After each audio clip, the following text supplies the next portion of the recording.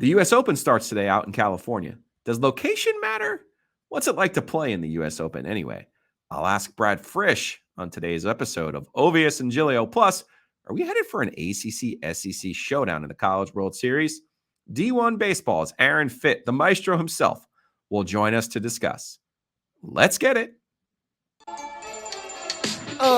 Here we go again. We know y'all be listening. The OG back and better than it's ever been. Blast from the past, you know that our pace is fast. And if you want to sub, we got something for you to smash. 5 stars with them positive vibes. Don't miss a beat week to week, you just gotta subscribe. Even if your team's got you hella mad, don't worry, we write our prescriptions on a yellow pad. So settle in, y'all, this is gonna be fun. Cause when it comes to hot takes, 2 is better than 1. From beer to the Canes to the ACC, who knows more about this than us, the OG? All right, let's see if this is possible. We have an O plus G podcast with no O. I'm Joe Giglio, joined today by Brad Fritsch. Brad Fritsch, I mean, he's semi-retired, but he's still a professional golfer in my mind. I don't know if you still are in your mind, Brad, but I've seen you shoot a 68 over at Raleigh Country Club, so I'm still impressed with your skills. Well, thank you. I don't play or practice much, but if I enter a tournament, yes, I will be paid if I make the cut, and I'm a professional golfer, yes. So I'm a retired pro golfer, glove salesman, occasional podcaster, occasional guest. Red Rooster Golf. Go check them out. I'll give you that one for free, my friend. The best gloves there is. Brad Fritsch joining us today on the O plus G. Today is the first day of the U.S. Open. Just so happened to have someone who's played in not one, but 2 U.S. Opens. So do you want to start with the big picture or you want to start with the smaller picture? I'm going to let you choose, Brad. I think balls are up in the air, big picture. Like, I have no idea what's going to happen this week because it's such an odd, nobody really knows the golf course. It's hard trying to predict when the style of golf course is both old. It's an old golf course, but the way it functions is kind of a new school architectural design. It was redone a couple years ago and brought a lot of width to it. And so it's old in terms of it being built in the, I think, mid 1920s or something like that. And then there's just a lot of new architectural concepts to it. And just watching the preview of it, it's like, I think it brings a ton of people into the mix, especially when you're looking at these guys in practice rounds chopping out from both beside the fairway and then beside the greens. Looks so difficult. So I think when I quick judgment, who's going to win, an inventive player, not necessarily a power player, which is a little bit unusual these days. We talk about power off the tee and how most of the best players in the world are super long. And I think it's going to be a creative short game guy who has just enough length this week. So, yeah, they're at the Los Angeles Country Club. And I think they've only sold like 10 or 15,000 tickets because they really don't want people out on this course. They're very protective of this course. They haven't hosted an event for like 70 years or something crazy like that since one of like the original LA Opens was played there. It's an odd choice for the USGA. I think 2017 they had the Walker Cup there, if I have it right. Yeah. So it's an odd choice for the USGA. Not odd to be out on the West Coast. Your U.S. Open, you're the one that I think of anyway, at Chambers Bay, was out on the West Coast. It was notable for several reasons. One of them was if you asked even a person who follows golf who won that tournament, they would say Dustin Johnson because he was the one who played the best the whole week. When in truth, we know that he did not win. Or if you ask someone who follows golf what happened at Chambers Bay, they would say Greg Norman completely froze on the original Fox broadcast, probably something you weren't aware of until probably days or hours later. I mean, here is Dustin Johnson choking, and here is Greg Norman, the king of choking in majors. And he absolutely choked again by not commenting at all. And you don't have to be a jerk. You don't have to rub it in Dustin Johnson's face. You can just show some empathy, which he was completely incapable of on the Fox broadcast. If you follow golf, you probably remember it was a Fox broadcast. It was their first major. However, you played in it, and you actually played really well. I had a good week. I quite enjoyed the very different nature of that US Open. The first one I played was Wingfoot 06. I wasn't the player that I was 9 years later, but it was also just so different and nobody knew what to expect. It was a new golf course for everybody. It wasn't a traditional, if you're not in the fairway, just hack it out. It was, the grass was really long in the rough, but it was very wispy. So you'd able to advance it towards the green. Had to have some creativity, had to show some judgment in your second shots of, if I run it up, how much room do I actually have? How hot can it be going into the green? And then the bunkering around the greens was spectacular. It was so fun to play.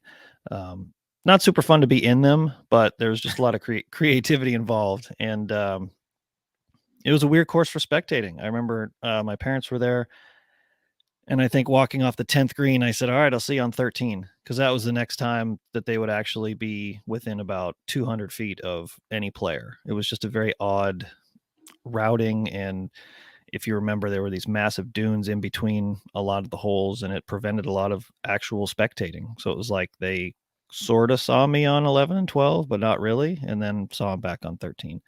So it was a fun week, though. It was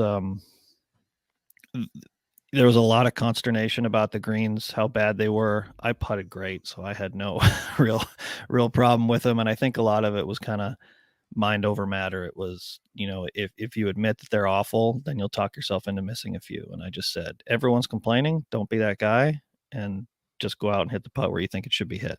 You played in the US Open twice. You did it the hard way twice. You went through qualifying to get there, which is actually one of the coolest things in all of sports. That even as lousy as I am, I could, in theory, go out and qualify by shooting the right score in the qualifying. In theory, yes. In That's theory. Correct. Not in practice, but in theory. But that is awesome. That is awesome. Like, you were on the PGA Tour. I get that. And that's an amazing accomplishment. But to get into this tournament in particular, you had to qualify. And you had to go beat a bunch of people to do it. Yeah, so for a bunch of years, I was exempt into the sectional qualifying, so I didn't have to go through locals, which is how I got through the first time. But so I would always go to Columbus, which is the week after, or the Monday after Memorial. And a lot of people would say, why would you go there? All the tour players because the pros are there, right? And I said, exactly. There's going to be more spots. Yes. Okay. There's a bunch of guys who played the week before. They're a little bit tired. I always thought if you play well in that sectional, you'll get through, most likely. If you play well somewhere else, there's a spot in Georgia that a lot of guys go to. There's 40 players for 2 spots. You can play the golf of your life and finish third and not get through. There's no chance that you'll have a great day in Columbus and not get through. That was my theory. So I always went there. Plus, once I go there once or twice, the golf courses, and you don't have to show up a couple days early. You can just fly in Sunday night, no problem, which I normally did because I would come from Raleigh, which is the Rex was usually before. So the years I was on the Corn Ferry Tour, which is the year I got through into the US Open 2015, flew from Raleigh to Columbus, and then there was a late flight direct, and then just get on the golf course on Monday morning. Let's go there then. You said you knew the course. And I like to gamble on golf. You like to play golf. You earn money the hard way in golf. I like to earn money the easy way in golf. I want to know, though, do you think there really is a home field advantage in golf? And keep in mind, you're Canadian. You live in Holly Springs now. You went to Campbell. You're a triangle alien, and now you're fully fledged now.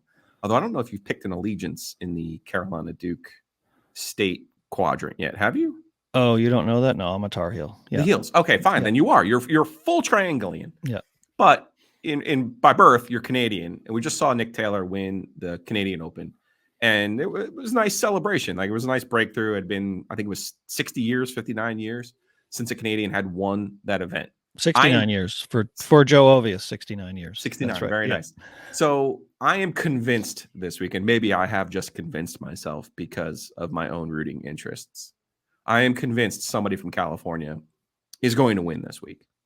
And certainly Justin Rose won't count, but if you look at his wins, he wins in Cali and plays well there. I am convinced there are just certain people, and it's normally where they're from, who play well at certain courses, particularly where they're from. So this is leading me to Xander Schauffele. This is leading me to Max Homa. This is leading me to Patrick Cantley. Now I'm naming 3 guys who are obviously, of the 10 best players in the world, but they've never won a major.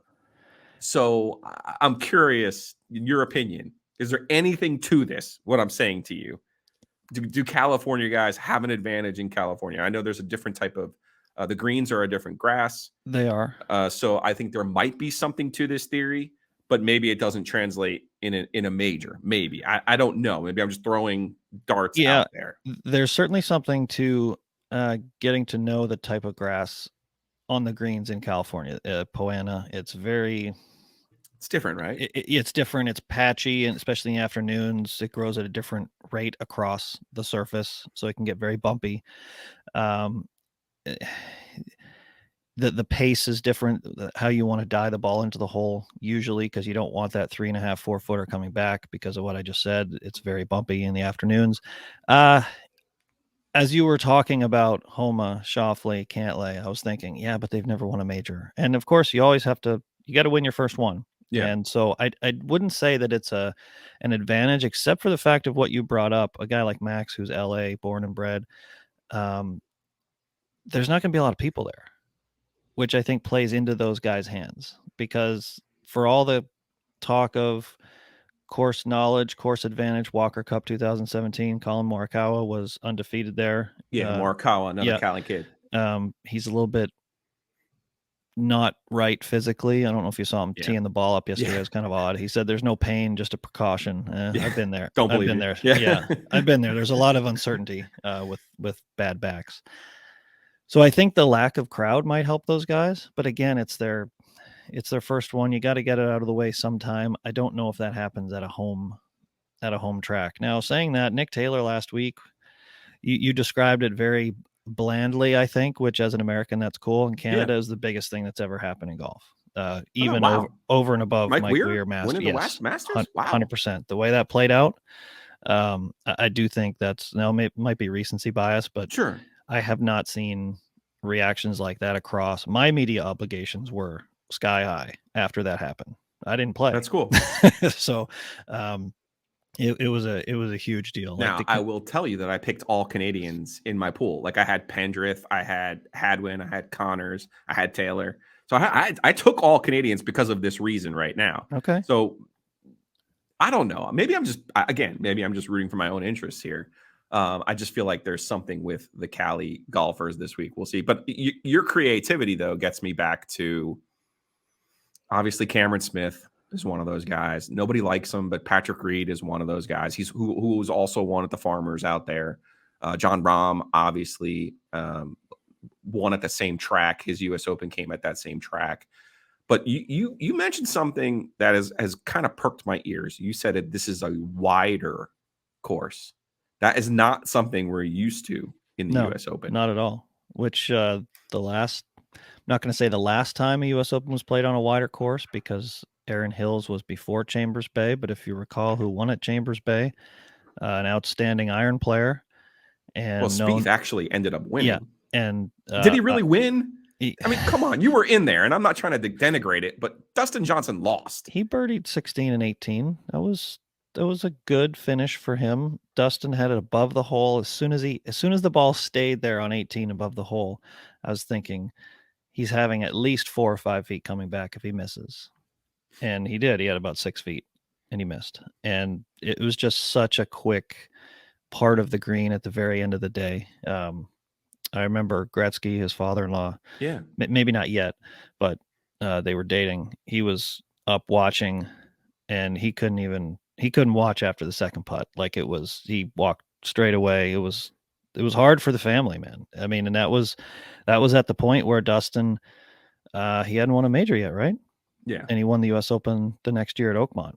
But that was a huge, like, Dustin was the next guy, the guys we talk about now, Cantlay, Shoffley, and maybe to a lesser degree Max Homa, but guys who don't have majors, Dustin had won so many more tournaments than those guys. Like, he was a dominant force, winning every single year. He still has that streak. Well, I guess now that he's on LIV, he doesn't, but he won every single year, but he couldn't break through in a major. And that 3-putting on the last from 12 feet was just devastating. But Dustin has the type of brain that he doesn't care.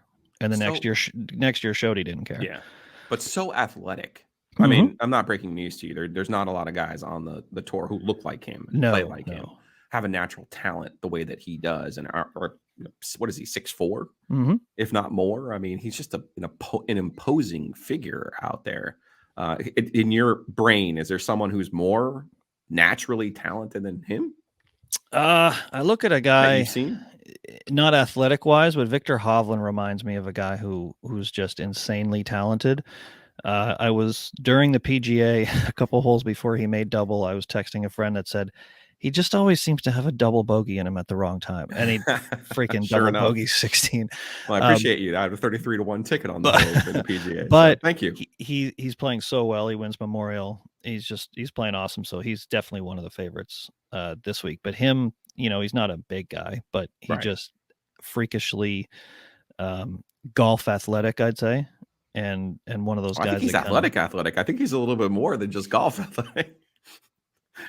All right, here we go. What's up next? What's up next? Look at that. I'm so very proud of myself and my ability to use StreamYard, because I'm learning here without Joe Ovies, but I don't have to learn how to call Mosquito Authority or Pest Authority. That's 919-807-1951. Check out Hayes Lancaster and his crew. You got ants, termites, mice, moisture under the house, you name it. Mosquito Authority, Pest Authority has got you covered. Check them out at bugsbite.com. They're also on the Twitters at NoMosquitoNC. And I'm not as good as transitions as Joe Ovies, so I'm just going to tell you that if you're an entrepreneur and you're in North Carolina, get yourself down to Wilmington. Jim Roberts, check him out on LinkedIn or Facebook. It's the Network for Entrepreneurs in Wilmington. You can find them at newilm.com. Jim's group is a support organization for entrepreneurs to help you create better startups, which in turn creates better jobs and a better economy in Wilmington. If you don't know, New was named one of the #1 startup ecosystems in the country for cities with fewer than 300,000 people. New, Network for Entrepreneurs in Wilmington, where the river of innovation meets an ocean of possibilities. Next topic, please. All right, before we go out to the Heaster Automotive Group hotline to talk to Aaron Fitt from D1Baseball.com, talk a little bit about the College World Series. Here's your reminder that, hey, are you headed to the beach? There is a breeze through for you. And pretty much anywhere you go in North Carolina, they have 17 locations. Breeze through is your spot for your road trip. If you're fueling up for your next commute or your tailgate or adventure, check out a breeze through nearest you. They're on Pool Road in Raleigh. So when you go to Walnut Creek for summer shows, they're also in Cary, Apex, downtown Smithfield, Garner, along with Pittsboro, Hillsboro. And when you head out west for your mountain getaways, heck, they're in Lenore and Blowing Rock too. The Breeze Through crew has you covered no matter where your summer plans take you. Maybe you are on a trip. Maybe you don't want to find out a good local restaurant. Maybe you want to bring your own meats. Maybe you want to grill out. Hey, it's Father's Day. No one would blame you if you go hit up the Butcher's Market. Go check them out at thebutchersmarkets.com. Here's a great last-minute Father's Day gift, the Steak of the Month membership. You get a fresh, never frozen premium hand-cut steak every month for 6 months.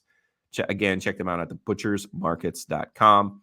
That first steak on the Steak of the Month is a 24-ounce T-bone. That goes from July through December. You also get 50% off of heated and 50% off your sides, compound butter, there's burgers, marinated vegetables. Again, you name it. That Steak of the Month membership will be a great Father's Day gift at butchersmarkets.com. Maybe for Father's Day, you're like me. Maybe you love cards. I love sports cards, basketball cards, football cards in particular. Weston at Oak City has you covered. Oak City Sports Cards, buy, sell, grade. It's really important to get the maximum value for your cards. You have to get them graded. And Weston can do that. He can help you get your cards graded. I don't know about you, but I don't trust anybody. I wasn't going to trust anybody in the mail with my Michael Jordan rookie cards. I did trust Weston. I got that done. I got the best possible value for those cards. You can too. So go check out Weston at oakcitysportscards.com. Baseball. If you don't know Aaron Fitt, he is the best in the business. He's the best there is. And in part because he spends so much time with me, and also in part because he likes to take my money when we play poker. He also likes to take my money when we play golf. Speaking of which, when all of this is over, I need to get you out here to Garner. Yeah, because I need to get my skins back from you. I'd also like to do some gambling about Tecmo Super Bowl if you're up for it. I know that's so yeah, that's a little bit of a sore subject Yeah. because you're better than me Yeah. at Tecmo Super Bowl, and it's hard for me to admit that. And I say this because when we're the good teams, that's when I win. That's true. But I feel like there's not as much talent involved when you're the good teams. And when we are the bad teams, you beat me, if not 100%, then 99% of the time. It's hard for me at this age of my life, and given all of the hours I've put into Tecmo, to admit that you're better than me. But I can steer Steve Grogan and Ken O'Brien to victories. Let me tell you. You know how to work the bad teams. You also know how to work the angles in Omaha and the College World Series, and you're going to be there. And so is Wake Forest. So is Virginia. Well, let's start with Wake Forest because they're the team I don't believe in the most. And it's for no other reason that this is the single dumbest tournament in the history of the world. And you will never convince me otherwise. I get it that technically every round is a double elimination, but I also don't love that every round is different from the previous round. Like, it just doesn't make any sense to me. And it's like a fever dream by some, I don't know if it was, an analytics guy. I don't know who the heck came up with this stupid thing, but it's ridiculous. Okay. So I say this because the favorites almost never win this stupid thing. Right. Like, you better have like Pete Incaviglia and Robin Ventura. And I don't even think they won it. They did not. Right. And I don't even think Palmero and who was the other?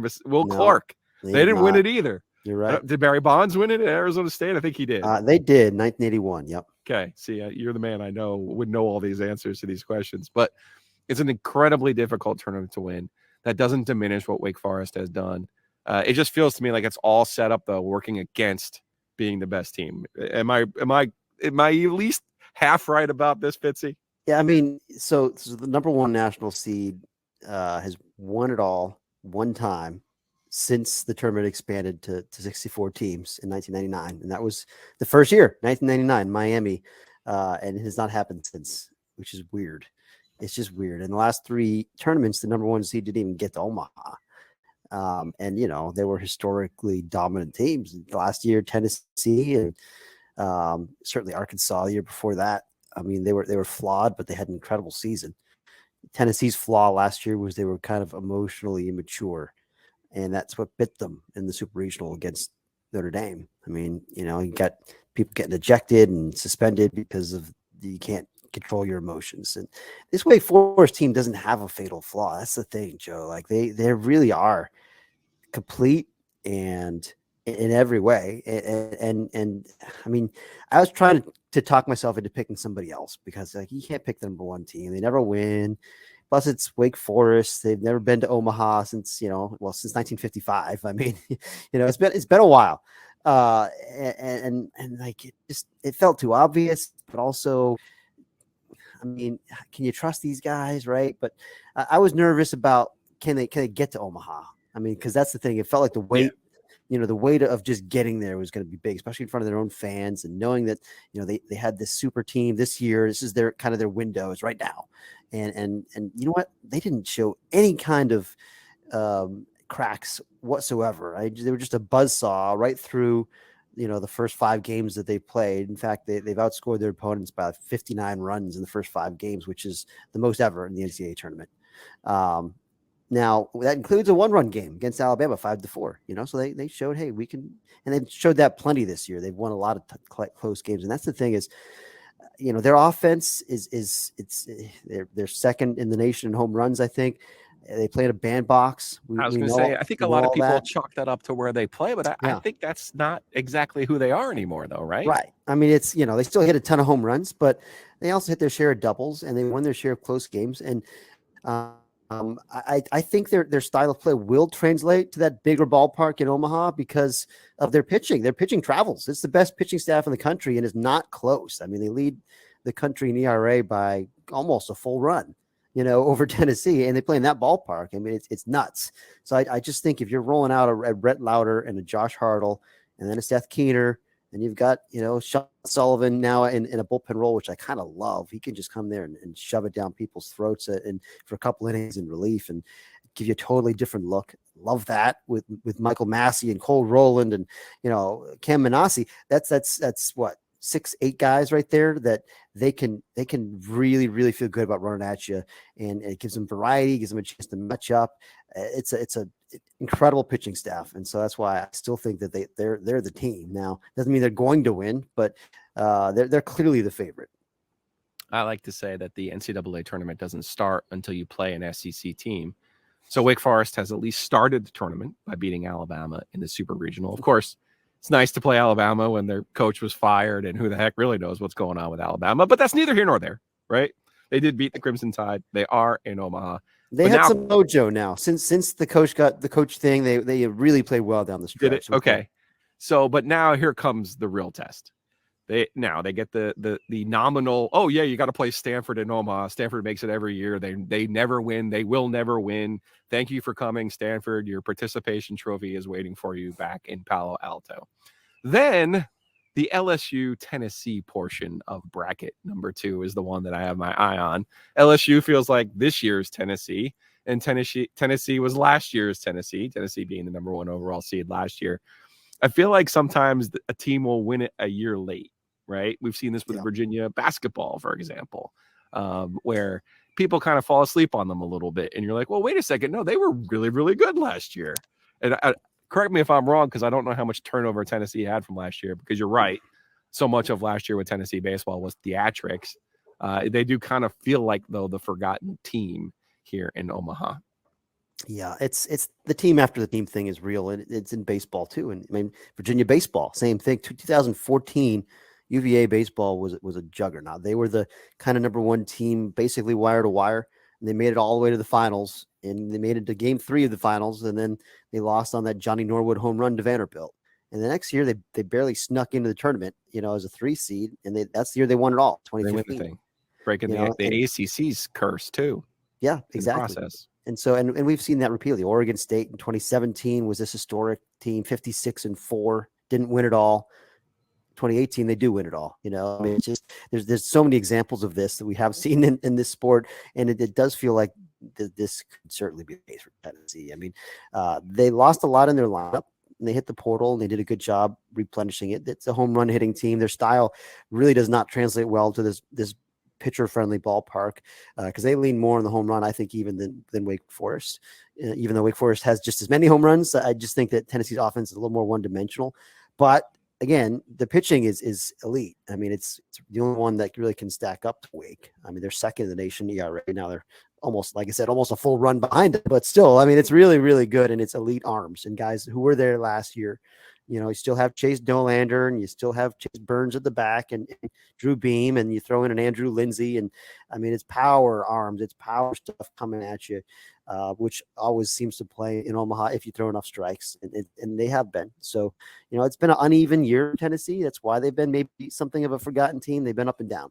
They really didn't win a series on the road all year until the very end. They were like 2-11 on the road for a while. It was not great, but now they've had to go on the road for regional and super, and they've handled it. They've handled their emotions. They've cleaned up a lot of the theatrics. And if you watched them, in the super regional, especially the last game, and they just kind of smothered Southern Miss. It was 5-0, and you're running these big arms at them, and it's like, man, these guys have no chance right now. It just felt like it was just a done deal, with 5 innings left in the game. Like, there's no way that they can hit these guys, and they just kind of cruise. So yeah, I think right now that's the one that's lying in the weeds that I can't shake. Thinking if you're looking to pick somebody, that might be the team. So I don't like carrying water for the SEC, but the truth of the matter is the stats speak for themselves about the teams who have been winning this tournament. They have been SEC teams. So, but I also, the aha moment came for me when NC State hosted Auburn. I can't remember which year it was, and Auburn had the number 1 overall pick. And I'm just looking through Auburn's lineup, and I'm like, God, these guys are just different. My gosh, they're just so big and fast and talented. State had like 2 of those players. They had like 8 of them, and it was just one of them. I don't even think I think Auburn probably did going to Omaha that year, but I certainly didn't win it. And it's just, and then you look at Vanderbilt, the teams that State's had to go through. And again, my perspective will always be from the teams that State play, but down in Kentucky, Mississippi State, and you're like, Virginia and Wake Forest, in my opinion, don't look like those teams. Am I wrong? You're wrong. You're wrong. I on am. that. Okay. I mean, they're Wake Forest. They're both super physical. I mean, you look at Wake. I mean, it starts with Brock Wilken and Nick Kerr. Corners. They're just a couple of monsters. And they could buy runs or something. 60. I don't know. They got a lot of homers. Okay. And Virginia is just like it's old. It's a lot like the 2014 not number one team physically and athletically. I mean, it's just dudes. The top 6 or 7 guys in that lineup are terrifying. But it's also because they play in a big park at home, they hit a ton of doubles and triples, and like I think that makes them stylistically a perfect fit for this ballpark. They just wear out the gaps. They've got home run power, but I mean Kyle Teal is the ACC Player of the Year. He's probably a top 5 pick. You've got Jake Geloff, who's he's the all-time home run king at UVA at third base. You've got up the middle super athletes. Ethan O'Donnell's a dynamic 5-tool guy in center field. You got maybe the best defensive shortstop in the country in Griff McGarry. You got to play defense in Omaha. There's a lot to like about UVA. The only thing is, on the mound, here's where maybe they differ from like some of these SEC teams you're talking about. They don't have the power stuff on the mound. There's no 96, 98 coming at you. It's pitchability, strike throwing. Here's 88 to 91. I got a cutter. I got a good change up. I got a split, whatever it is. They all got like a pitch, but it's not dominant velocity.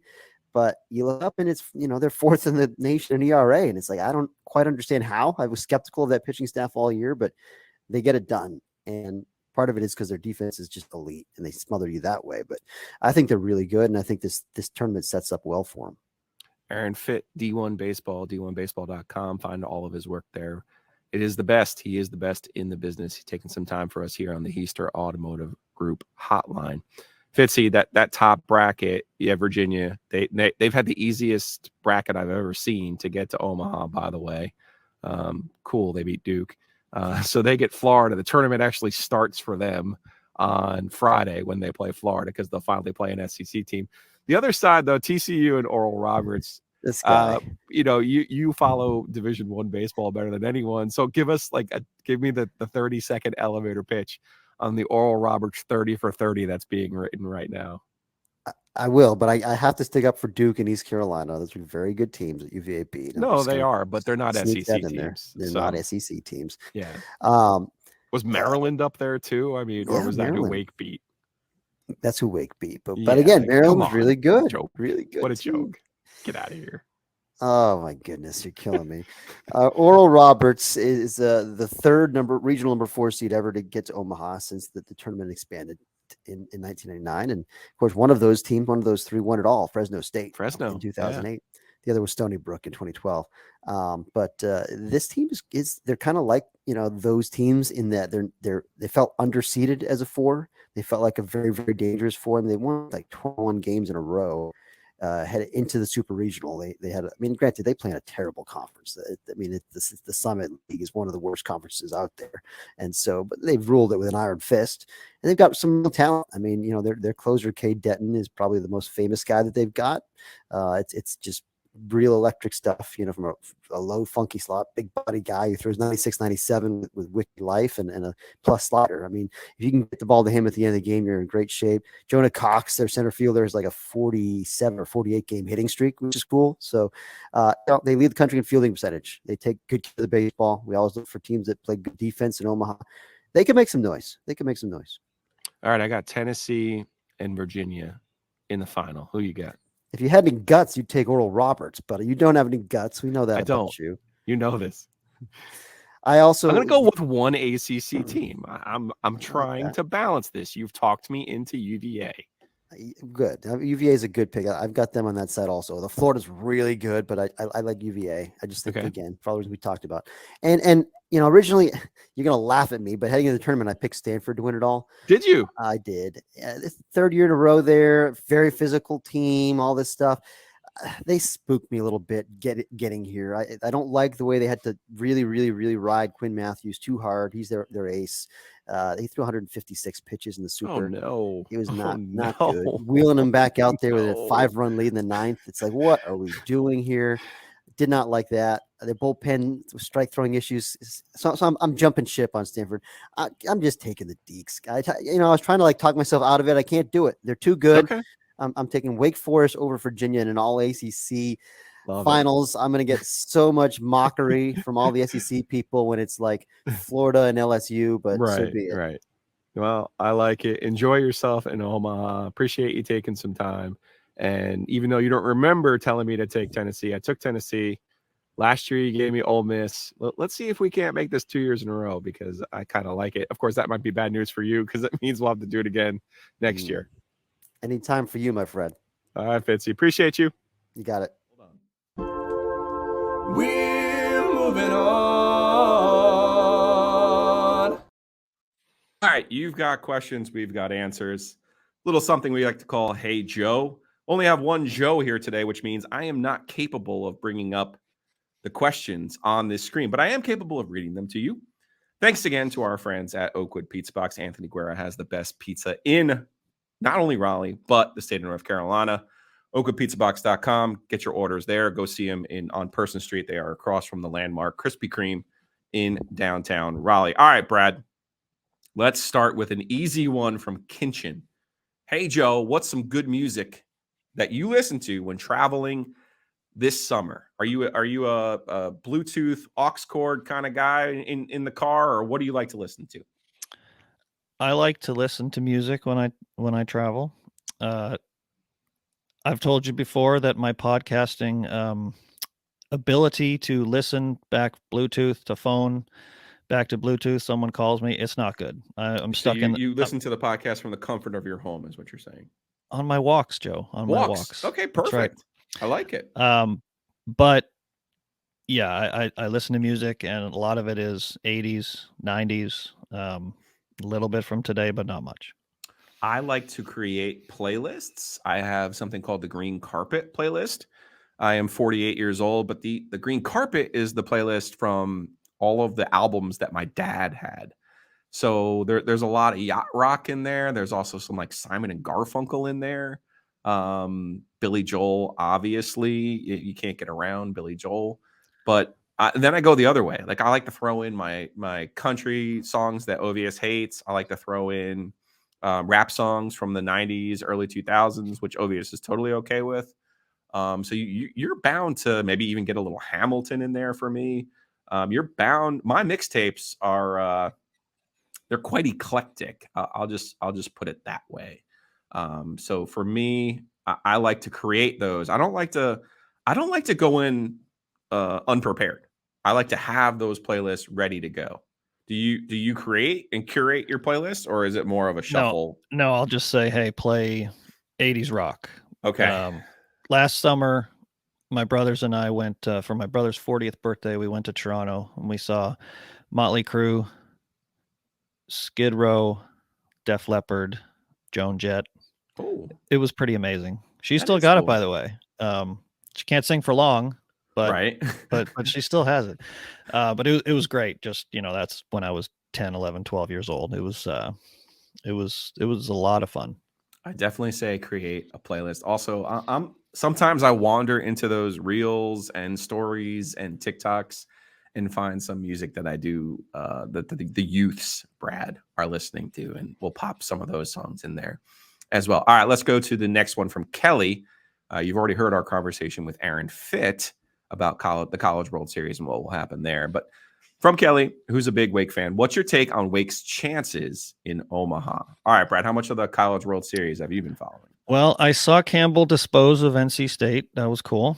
Yeah, they played each other. Our alma maters played each other. They split, and yet somehow NC State's win over Campbell did not equal Campbell's win over NC State, which is why I cannot understand that tournament at all. It is. It kind of goes. It goes so quickly, and I've never been able to exactly know the format. But then Campbell lost to South Carolina. So I've been paying a little bit of attention because Wake is the probably the dominant baseball program right now, I would say. Is that Yeah. fair? Yeah, absolutely. In Number North one seed in the Carolina, whole at least. tournament. Yeah, No, they're number one seed in the whole tournament. So I would say they have a really good chance.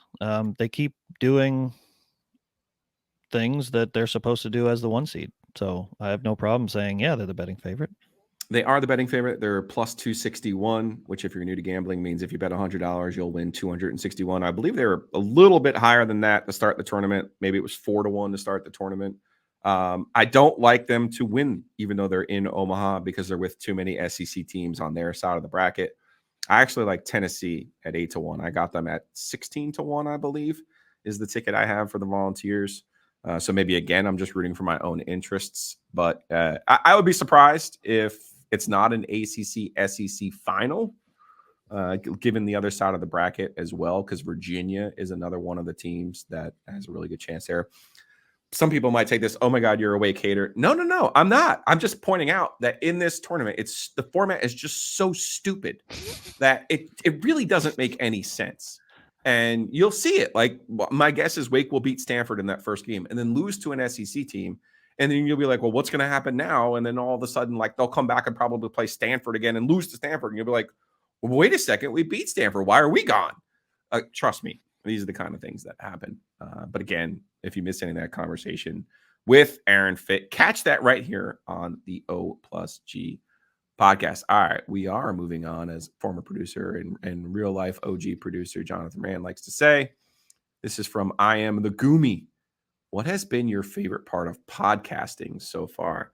You dabble in radio and podcasting, Brad. What would you say are some of the pluses and minuses? Well, I mean, live radio is live. You can't mess up, or you just acknowledge it. Podcasting, you can just edit and you can make it work, and you can restart the segment.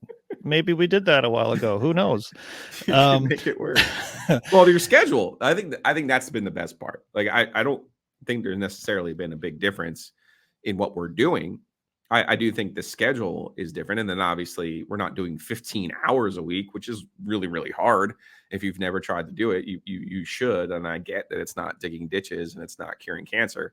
But talking for 15 hours a week is a chore. It is definitely a chore. Yeah, I've done maybe 2 or 3 shows in a week back home in Ottawa. I did it from my basement where I am right now, and it was a 4-hour show. I was not the lead guy, so not the ad reading and all that. That's way over my head and beyond my rookie capabilities. But it was hard, 4 hours a day, and you better have a comfortable chair, man. I don't. You better make it work. and afterwards, when I trudge upstairs, my wife like, "What's so hard?" I'm like, "You don't know." Trust me. But you're right. It is difficult to, like, I'm a fairly succinct person usually, and you just have to stretch it out, because otherwise you're leaving your partner kind of in the lurch and you move on to some topic that you don't want to talk about. Like, you got to stretch things out. You got to have great interviews. I learned how to interview people, which is an interesting skill. It's not as easy as you'd think. I froze once interviewing the general manager of the Ottawa Senators. He's a friend of mine. I should be able to talk to him. And I froze. I'm like, how's your golf game? And it was my turn to ask the question, and it did not work out well. Related, were you okay with Vegas winning this thing? So I tweeted something about a week and a half ago. I just don't have any like or dislike for Vegas. I don't like watching them play hockey. I don't know why that is. They have a former Ottawa Senator, Mark Stone. He's their captain. I wouldn't say he's their best player, but he's one of their best players, and he was great for us. Yeah. But I just don't enjoy watching them play. I actually really enjoyed watching Florida play. Probably to the chagrin of Canes fans, and I'm a Canes liker. I just liked how they played hockey. They were rough and tumble, and they have plenty of skill. I like their combination on defense, and Bobrovsky. Eventually in the Canes series, I was cheering for Carolina, obviously, but eventually I was like, I have to respect this. He is on another planet. So I was hoping he could anyway. Yeah, I was hoping he could complete it. Well, even in a couple of their losses, Toronto, he was amazing. He was pretty good too. Even in a couple losses against Vegas, he was unbelievable. They just hung him out to dry every night. Vegas was so on them in front of their net. Yeah, that's exactly what the Hurricanes couldn't do, was crowd him, get bodies in front, because so many of their shots were one and done. And when he could see it, he saved it. All right, last Hey Joe question, and then we will do a bonus. I sent you a bonus segment. So this is from Cam Nance. Will Charlotte screw up and not take Scoot Henderson at number 2? All right, if you're not familiar with the NBA draft lottery, Charlotte was down to the final 2 spots. They ended up with the 2nd pick. And the big prize is Victor Wembanyama, the French 7'3" phenom. The Spurs, of course, because the NBA draft lottery is definitely rigged, ended up with Wembanyama. So to be clear, there is only one pick in this draft that you can quote unquote screw up. And that would be if the Spurs had an out-of-body Bobrovsky experience and decided not to take the French Mamba. To be clear, the Hornets have the 2nd pick. Scoot Henderson is a guy in the G League who is a good-looking prospect. We saw him in one game. The public at large has basically seen him in one game, and that was against the French Mamba at the beginning of the year in Vegas. He looked good. Is he extraordinary? I don't know. Brandon Miller from Alabama is a guy that I think the Hornets will consider with the 2nd pick as well. Do I think there's not this huge gap or even chasm between Miller and Henderson? It's been penciled in that Henderson is the 2nd pick in this draft, but I don't think they would be screwing it up if they took someone other than Scoot Henderson. So yeah, my next question was going to be, well, what about Brandon Miller? I watched a little bit of Alabama this year, and between all the controversy, I thought he played pretty well. And he's super young. He's super raw. He has a stroke. The kid can stroke, and that's what the NBA is now. If you could shoot, you're going to make it. And so again, and he's 6'9", and Henderson's a little bit smaller than that. He's probably in the 6'6", probably a tall 6'6". And there's nothing wrong with Henderson. Please don't get me wrong. I'm always partial to guys who can shoot. All right, let's close out this edition of the O plus G minus O plus B podcast with a very special question, because today is the opening day of the U.S. Open. I love the U.S. Open, but more so I love the last day of the U.S. Open. I love the first day of the Masters, as if we're talking first days. So here's my question for you, Brad. The 5 best days on the sports calendar. Now, to give people a little bit of background, you are from Canada. You could see some of the hockey jerseys there. So you were also a professional golfer, so you have that in your background as well. You went to Campbell. I don't know if there's a particular event from your days at Campbell that sticks out here, but let's see. I'm going to let you go first on the 5 best days on the sports calendar. I never planned a medical procedure, but if I would plan it on the Wednesday before the NCAA tournament starts, so I recover on Thursday, Friday of round 1. Yep. All right, so we are in agreement. Number 1 best day on the sports calendar is without a doubt the first Thursday of the NCAA men's basketball tournament. All right, I'm curious to see what you have number 2. Let's see if our lists continue to match up. Masters Sunday. Ooh, you went Masters Sunday. Because I know the pins. Everyone knows the pins. Everyone knows what happens. Everyone knows you throw it out on 16 to the right and it comes back down and you might see a hole in one. And of course, the tournament doesn't start until the back 9 on Sunday. Okay. That's the old saying. Yes. For gambling purposes, I like the first day of the Masters, the Thursday of the Masters, because you can bet on the first round leader. Some of the best odds in all of gambling are on your first round leader bets. So I have that at number 4. My number 2 might be on your list. I would think is Super Bowl Sunday. Farther down, but yes. It's only 2 teams, so I could be talked into the draft, believe it or not. I could be talked into the conference championship weekend in the NFL, believe it or not. But as long as I can remember, and my first gambling moments were when I was 5, betting on the kickoff where it was going to go, and then the first play of the game. I bet a quarter with some of my dad's friends. Shout out to Kevin Lorem and Richie Lorem and Billy Graham too. We were betting on plays and we were betting on the kickoff on the Super Bowl since I was 5 years old. So Super Bowl Sunday, and I've had a party every year basically of my life other than my college years. I've had a Super Bowl party, Super Bowl Sunday. My wife and I started it in 99 was our first Super Bowl party. So love the Super Bowl. definitely for those reasons. I think because of the party and the chili and the betting, it has kind of made it my day. So what do you have number 3? Number 3 would be NHL trade deadline day. Trade deadline day. Yeah, All right, so good. We're slightly different here. That's your Canadian background. I have the first day of the Stanley Cup playoffs as my hockey day, and I have that as 5. Again, about gambling, I do like it's usually 4 games on that first day. I like that little staggered start. I like having different things to flip to. I like having different action. Do you gamble at all? I used to have a problem.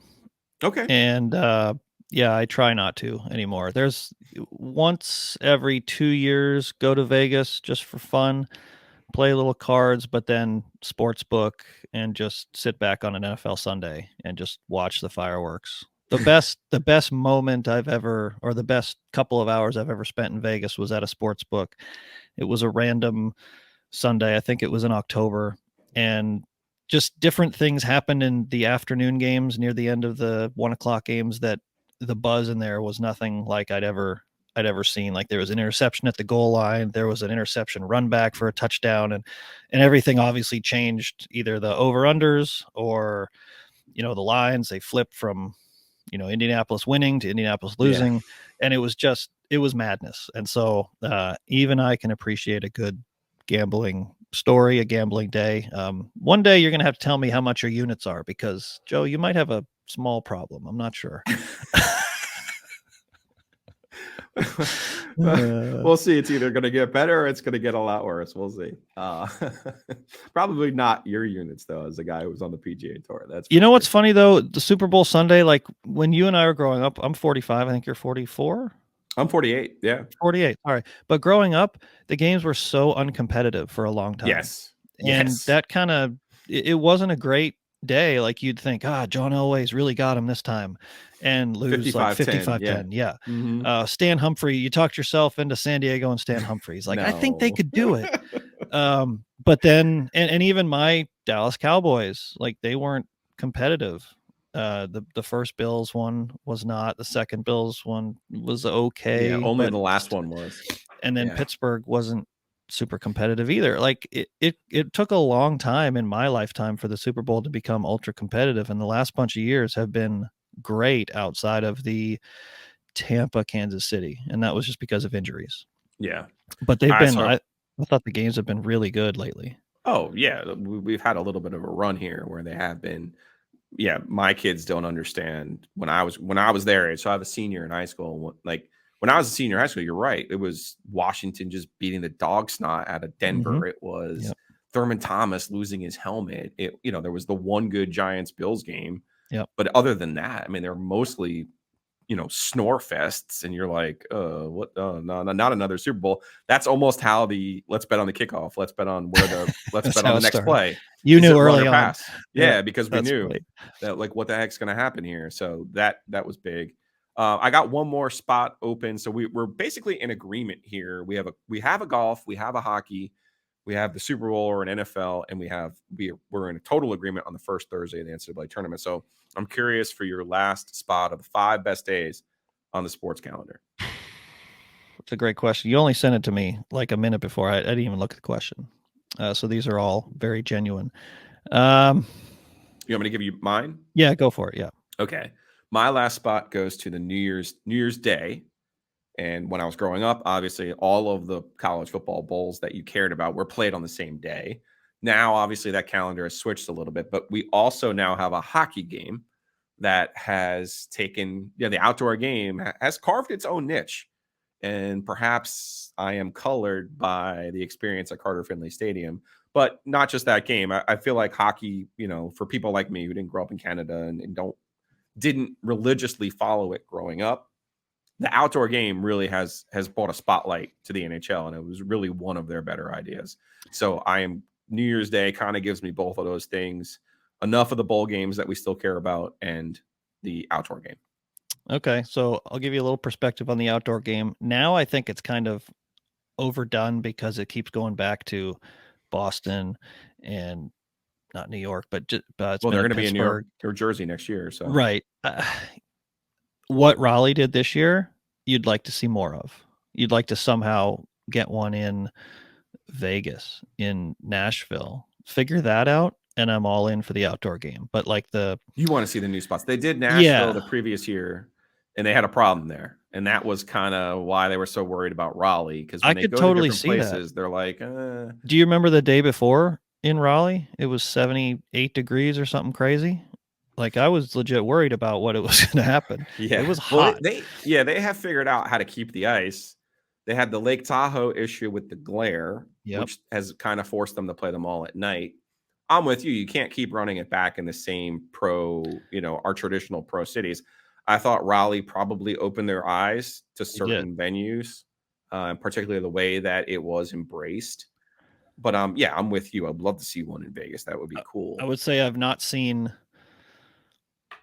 any outdoor game like the one in Raleigh. I didn't go to it. I watched it on television, and I don't think I've seen a spectacle over the last 15 to 20 years since they've started doing outdoor games like that one. I don't think it just never showed on TV like it did in Raleigh. It was pretty amazing. And I think by all accounts, everyone thought that way.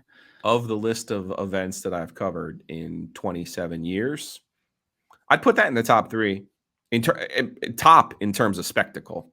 Like to your point, like people all universally left that stadium and were like, wow, like that was wow. And basically, it was just an NC State night football game, is what it was. Yeah. But they had the hockey out there. Then I'll make a joke. Fine. And the home team won, so it's like you had this big moment, and the home team actually showed up and performed, which is a somewhat of a foreign concept.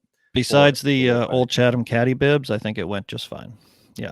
I don't know whose idea that was. That wasn't great. So my final one, I've been giving this a little bit of thought. Yeah. And it's not a guaranteed every year it happens, but game 1 in your hometown of the playoffs. So whether it's game 1 or game 3, I have to give credit to Carolina Hurricanes, their fan base. Playoffs here are a little bit different, man. I haven't been to one in Ottawa in quite a while. I went to game 6 against Pittsburgh in 2017. We didn't quite sell out the building, unfortunately. And playoffs in Raleigh are a little bit different. They're pretty awesome. And this is coming from a Canadian hockey fan. I haven't seen many places where the atmosphere is what it is at PNC Arena. So whatever first game of your hosting the playoffs, that's my favorite. All right. Well, Brad, let's hope on Monday when we talk some more golf that I had the right winner. How about that? Will you hope for that for me, or? Yeah, I've got 3 guys, I would say. I was gonna say let's finish today's actual episode with your picks. Who you would take for this U.S. Open? So I think I texted you not too long, a couple days ago, and said creativity probably wins the day. I said and really good value, Cam Smith and Jordan Spieth. It's hard to tell how live guys are playing, other than hey, how'd they play at Oak Hill? It's just difficult. But I think that his combination of his putter is unreal. His short game is very creative, and he doesn't drive it super straight, but here it seems like you could get away with a little bit. And I could probably say the same thing about Jordan Spieth. Like, he's one of the best iron players in the world. He just needs to find the planet off the tee. But if I had to pick a winner, I think it's Victor Hovland. Okay. I think he's just ready. I think, we talked about guys winning their first major, doesn't have any hometown pressure or help, but I just think he's playing some amazing golf. He's balling right now, but he's not creative. Yes. He does not. No, he's not creative. He does not fit what you're establishing will be the winner. No, but he strikes it so well. Weakness. It is, but he strikes it so well that I think that just pure ball gives him room. It's like what I read about Scotty Scheffler. It's like, hey, pars are good. That means that all these birdie putts that he misses don't cut as deep as in a regular tour event. I love when the pros struggle, and I love it when they have tournaments like this. I think it opens up to more people, because a super duper birdie fest that's Rahm, that's Scheffler, that's Rory. I mean, those are guys that can go crazy low. To win in the single digits, I think it does, as we saw with Lefty at Kiowa. It opens up to some guys who can kind of keep it together and go a little bit low each day instead of having that super low one round. I like your Hovland pick, but I think Hovland is this year's Zally. I think he's this year's Will Zalatoris. I think Okay. he'll be in the top 3 of every major, but he won't win one. I think the winner this week is one of my 2 guys. I'm jinxing the hell out of it right now, but I do. I have to believe in it. I have a system. I believe in it. I had Rahm at the Masters. Yeah, congratulations, Joe. You took Rahm at the Masters. I had Hovland and Scheffler at the PGA. I mean, all around that thing. And then in this one, I have Schauffele, the X-Man, and I have Homa, the homie. I'm telling you, it's one of those 2. I did love your pick for the Masters, and you went all the way back to the first event of the calendar year, and you're like, guys who win here, yeah, they win the Masters. I'm like, what are you talking about? And you then gambled. you texted me, and you're like, wait a second. Now I needed Brooks to kind of fumble that thing a little bit on Sunday. Don't get me wrong. That happens. So I'm in this, before we go, I'm in this golf pool where I am the only person who did not have Brooks at the Masters. There was like 40 entries, and I was the only one without him. Obviously, I lost. If I had taken him, I would have won because I had lefty. In the PGA, I was again, stubborn, didn't take Brooks. I'm like, no, he can't do it twice in a row. I wasn't that competitive in the PGA for obvious reasons. This week, I'm looking at my card, I'm staring at it, and I'm like, wait a second, I don't have Brooks. I have to take Brooks because he's like a free space. And I'm like, no, because I can't do it. I can't bring myself to it. And of course, my biggest problem in PGA was I had the X-Man, and he played poorly, or relatively. Yeah. And I'm like, I have to stick with my first answer. I have to. I'm okay dying with my first answer. It's when, you could sit here and double cross and double guess and second guess and all those things to yourself and drive yourself a little bit crazy. But enjoy the golf. We'll be back on Monday with Brad Fritsch to wrap up the U.S. Open. Brad, appreciate your time today. One more plug here for Red Rooster, please. Yeah, redroostergolf.com. We've been in business for just over 2 years. We have great support in the Triangle, actually. I make a lot of hand deliveries in Holly Springs and 12 Oaks, but we make really good golf gloves and other golf accessories. So Joe can speak to it. But yes. I'm not a glove guy, but my kid is. So, how's his game? It looked good the other day. Yeah, he's been. We played Raleigh Country Club yesterday. Actually, he's struggling a little bit off the tee right now. So, did you play the day after the tournament? By the way, no. I wish because I banged the shot on 18 off the back there. I was like, oh, I could have used the the backdrop, man. That's right. I need one of those. I had one of those on 17 as well. So, but the real golfers will be golfing. We'll wrap that up on Monday right here on the O+G. Brad Fritsch will join us, and hopefully we'll have the right winner. See you guys on Monday. Thanks, Joe.